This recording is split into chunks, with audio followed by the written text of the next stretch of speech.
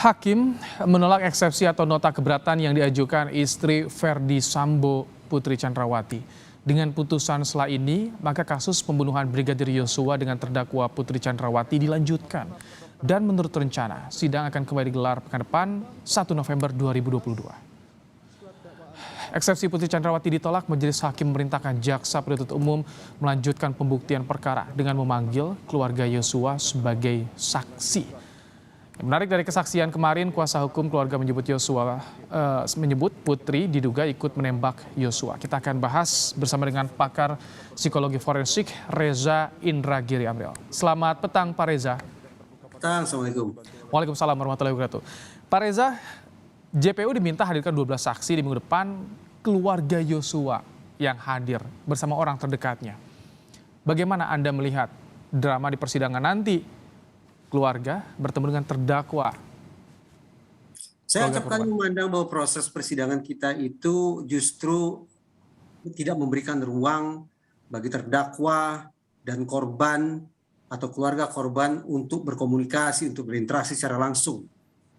Keberadaan mereka seolah-olah sudah sepenuhnya diwakili atau tanda petik dirampas oleh jaksa penuntut umum dan penasihat hukum. Tapi bahwa persidangan nanti justru menghadirkan kedua belah pihak berhadap-hadapan secara langsung, justru ini merupakan kabar baik. Ini saya anggap sebagai sebuah pembaruan di mana justru bertentangan dengan tren selama ini. Kali ini justru kedua pihak yang paling berkepentingan langsung dalam proses hukum ini dihadapkan, bertemu, diharapkan juga berinteraksi satu sama lain. Ini satu perkembangan yang menurut saya sangat positif. Hingga lagi, terutama bagi keluarga mendiang Brigadir Yosua, betapapun nanti mereka datang dengan kesedihan, bahkan mungkin datang dengan kemurkaan, tapi sungguh-sungguh saya berharap mereka juga punya porsi ketenangan di dalam pikiran mereka. Agar segala macam keterangan yang mereka sampaikan, jawaban yang mereka berikan tetap konstruktif membantu proses hukum itu sendiri. Oke, Pak Reza, kalau kita lihat soal kesaksian dari keluarga korban, keluarga Yosua ini, kemarin di sidangnya Eliezer disampaikan oleh kuasa hukumnya, ada dugaan Putri Chandrawati ikut menembak Yosua. Pekan depan akan dihadirkan juga ya, saksi yang sama, keluarga Yosua dengan orang terdekatnya. Ini bagaimana Anda lihat nanti melihat kualitas saksi, apakah terungkapkah nanti peran dari Putri Chandrawati ketika harus berhadapan dengan keluarga korban? Pak Reza? Saksi tentu saja juga harus menunjukkan dirinya sebagai orang yang kredibel di mata majelis hakim. Kredibilitas saksi akan ditakar lewat dua hal paling tidak. Pertama, antara pernyataan yang satu dengan pertanyaan yang lain dari saksi yang sama. Sementara yang kedua, kredibilitas diukur berdasarkan pernyataan antara saksi yang satu dengan pernyataan yang disampaikan oleh saksi-saksi lainnya. Tentu saja, apabila ada kesesuaian antar kesaksian tersebut, ada kesesuaian antar saksi tersebut, maka hitung-hitungan di atas kertas, saksi yang bersangkutan akan dinilai oleh majelis hakim sebagai saksi yang kredibel. Nah, saksi ini kredibel, maka keterangan atau informasi yang dia sampaikan besar kemungkinan akan masuk dalam catatan bahkan pertimbangan hakim sebelum membuat putusan nantinya. Bahkan keterangan saksi ini dibenarkan juga oleh terdakwa Eliezer, walaupun pada akhirnya sempat diklarifikasi soal jumlah penembak oleh kuasa hukum dari Eliezer. Apakah ini artinya keterangan saksi nanti bisa menguatkan dari konstruksi yang dibangun selama ini termasuk oleh jaksa penuntut umum, Pak Riza? Saya memandang ada perbedaan yang sangat nyata antara hukum dan psikologi forensik dalam memposisikan keterangan saksi. Keterangan saksi bisa kita pahami sebagai informasi yang dikemukakan berdasarkan daya ingat si saksi. Dalam hukum, keterangan dari saksi merupakan alat bukti yang penting. Sementara psikologi forensik justru sebaliknya. Psikologi forensik sangat kritis dalam menakar validitas keterangan saksi. Kenapa? Karena segala hal yang disampaikan dengan mengandalkan daya ingat manusia, dari sudut pandang psikologi forensik dianggap sangat rapuh, rentan mengalami fragmentasi, dan juga rentan mengalami distorsi. Itu sebabnya psikologi forensik betapapun tetap menganggap keterangan saksi adalah barang yang penting, tapi justru tetap sangat patut diwaspadai keterangan saksi pula lah yang sangat potensial untuk menjadi faktor perusak proses persidangan, proses penegakan hukum, proses pengungkapan kebenaran. Kalau tadi ada keterangan dari terdakwa, apakah itu tidak menguatkan, Pak Reza? Bagaimana? Kalau tadi keterangan dari persetuju bukan membenarkan dari terdakwa itu tidak menguatkan juga atau bagaimana pandangan dari psikologi forensik? Kalau tadi sudah saya kemukakan, apabila ada kesesuaian antara pernyataan yang satu dengan pernyataan yang lain, maka hitung-hitungan di atas kertas ini akan dianggap sebagai saksi yang kredibel. Pernyataannya akan dicatat, bahkan mungkin dipertimbangkan oleh majelis hakim. Tapi tidak bisa kita pungkiri dalam proses hukum yang namanya perubahan keterangan saksi, entah karena dia merasa sebelumnya diintimidasi, atau karena tiba-tiba saja muncul ingatan yang baru, itu sangat mungkin terjadi. Fragmentasi dan distorsi itulah yang kemudian bisa mengacaukan proses persidangan, karena pada akhirnya seorang saksi yang keterangannya berubah-ubah, yang tidak konsisten, yang bertentangan satu sama lain, justru akan dianggap sebagai keterangan yang tidak berkualitas oleh majelis hakim. Oke, dan itu akan dikesampingkan oleh hakim. Nah, kalau misalkan Anda lihat dari eksepsi yang disampaikan oleh Putri Chandrawati, bagaimana sih sebetulnya dalam mengimbangi dakwaan yang disusun oleh jaksa? Kalau Anda bedah, Pak Reza, bagaimana perannya? Peristiwa ini dalam dakwaan tampaknya bertitik awal dari sebuah peristiwa yang disebut-sebut sebagai pelecehan seksual, yang konon dilakukan oleh mendiang Brigadir Yosua terhadap Putri Chandrawati. Hingga detik ini saya terus terang masih belum teryakinkan adanya peristiwa pelecehan seksual tersebut. Bahkan selama ini saya beranggapan, tentu saja harus dibuktikan di persidangan, saya beranggapan selama ini tidak ada kontak seksual.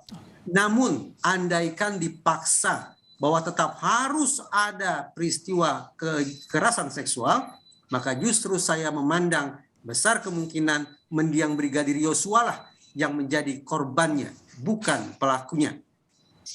Baik, kemarin juga keterangan dari Eliezer bahwa ia tidak percaya soal adanya kekerasan seksual dari Yosua. Artinya nanti ketika di sidang pekan depan, apa sebetulnya yang harus digali oleh jaksa untuk membuktikan bahwa kekerasan seksual ini terbantahkan, tidak ada, Pak Reza?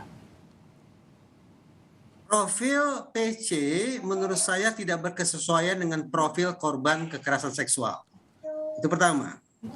Yang kedua, apa yang disampaikan oleh PC bahwa dia sudah menjadi korban pelecehan seksual, saya sangat yakin tidak akan pernah menjadi kasus hukum atau perkara hukum di pengadilan negeri manapun, di ruang sidang manapun, di hadapan majelis hakim manapun. Pelecehan seksual yang disebut-sebut oleh PC itu tidak akan pernah menjadi kasus hukum atau tidak akan pernah menjadi perkara hukum. Atas dasar itu, entah itu jaksa penuntut umum, lebih-lebih lagi adalah majelis hakim bisa saja dengan mudahnya mengesampingkan adanya klaim pelecehan seksual tersebut. Karena toh tidak ada masalah pelecehan seksual yang kemudian diangkat menjadi perkara hukum dan terlebih lagi menjadi sebuah putusan hakim. Anggap saja itu tidak ada karena tidak pernah menjadi kasus hukum atau perkara hukum. Saya menarik ketika tadi Anda singgung soal profil korban pelecehan seksual. Jika melihat dari apa yang saat ini terjadi di Putri Chandrawati, apa yang bisa Anda simpulkan? Misalnya dalam yang bisa Anda tangkap yang tergambar dari sosok PC, Pak Reza. Pertama, korban pelecehan seksual berdasarkan sekian banyak studi diketahui mengalami guncangan psikologis yang hebat. Lazimnya seseorang yang mengalami guncangan kejiwaan yang sedemikian dahsyat akan memilih untuk mengisolasi dirinya. Tidak mau bertemu dengan siapapun. Tapi apa yang dilakukan oleh PC justru dia bersama penasihat hukumnya muncul di depan Makobrimob, memperkenalkan diri, bahkan dia sebut namanya. Ini sungguh-sungguh bertolak belakang dengan profil korban kekerasan seksual. Itu yang pertama.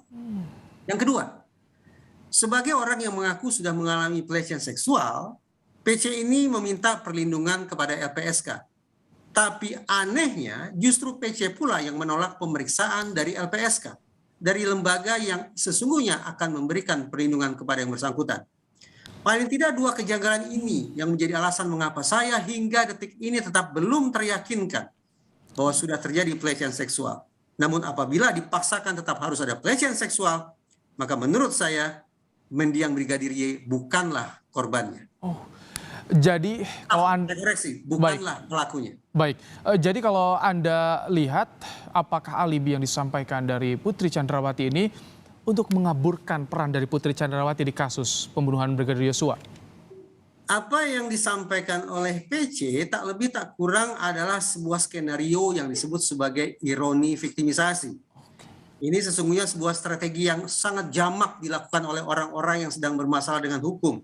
Yaitu bagaimana seorang terdakwa misalnya berusaha menggeser dirinya dari posisi dari yang semula adalah pelaku, dia bergeser menjadi seolah-olah korban. Harapannya apa? Harapannya adalah mendapatkan simpati publik dan mendapatkan simpati dari majelis hakim. Kalau majelis hakim sudah berhasil direbut hatinya, maka tidak tertutup kemungkinan akan ada manfaat-manfaat hukum yang akan bisa dicapai oleh terdakwa. Oke. Jadi kalau Anda lihat dari psikologi forensik, pembuktian untuk kasus kekerasan seksual itu begitu penting di persidangan ini, Pak Reza? Atau hal yang bisa dilupakan karena ini pembunuhan berencana? Menurut saya tidak penting lagi. Sama sekali tidak penting. Karena tadi saya katakan, narasi tentang pelecehan seksual atau kekerasan seksual itu tidak akan pernah menjadi kasus hukum, tidak akan pernah menjadi perkara hukum. Jadi tidak ada urgensi untuk melakukan pembuktian terhadap sesuatu yang tidak ada tersebut. Tapi pengaruh untuk pemulihan nama dari Yosua bagaimana, Pak Reza? Itulah sebabnya sejak awal saya menyesalkan adanya narasi pelecehan seksual tersebut. Narasi ini sesungguhnya tidak hanya merugikan Brigadir Y mendiang, tapi juga merugikan PC sendiri. Kenapa? Dari sudut pandang mendiang Brigadir Yosua, dia akan terpatri, terstigma selama-lamanya sebagai orang yang konon sudah disebut-sebut melakukan tindakan tidak senonoh terhadap istri komandannya. Dan dia tidak punya sama sekali kesempatan untuk membela diri, untuk menyangkal akan tuduhan tersebut. Dan di minggu depanlah akan ada ruang bagi keluarga untuk membela diri dari tuduhan-tuduhan yang selama ini dilontarkan oleh Ferdy Sambo dan Putri Chandrawati, dari pihak Ferdy Sambo dan Putri Chandrawati. Terima kasih Reza Indragiri Amril, pakar psikologi forensik, telah memberikan pandangannya dalam program Kompas Petang sore hari ini. Sehat selalu Pak Reza. Terima kasih.